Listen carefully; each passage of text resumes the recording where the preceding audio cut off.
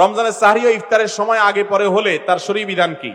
সাহরি বা ইফতারি যদি আগে বা পরে হয়ে যায়, কথার কথা ইফতারি টাইমের আগে করে ফেলেছেন, সূর্য এখনো ডুবে নাই, তাইলে ওই রোজা হয় নাই, ওটা আবার রাখতে হবে। আবার সাহরিটা যদি পরে হয়ে যায়, ফর এক্সাম্পল ফজরের ওয়াক্ত হয়ে গেছে, 5টা এত মিনিটে হয়, আপনি জানতেন না যে এত মিনিটে সাহরির সময় শেষ হয়, এই জন্য আরো 10 মিনিট পরে আপনি খেয়ে ফেলেছেন, তাহলে ওই রোজা হবে না, ওই রোজাটা আপনাকে আবার রাখতে হবে। অনিচ্ছাকৃত হয়ে থাকলে আল্লাহর কাছে মাফের জন্য গুনাহ হবে না, কিন্তু রোজাটা আপনাকে আবার রেখে দিতে হবে।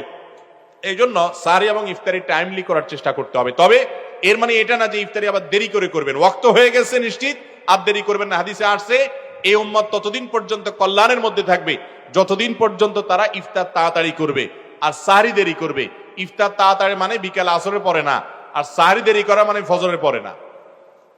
আমরা ছোটবেলায় শুনতাম মুরব্বীরা অনেক সময় বলতো যে পশম দেখা যাওয়ার আগ পর্যন্ত খাওয়া যায়, তো এই জন্য অনেকে দরজা জানালা আটকায় নিত যাতে বাইরের আলো না আসে এবং বেশি সময় ধরে খাওয়া যায়।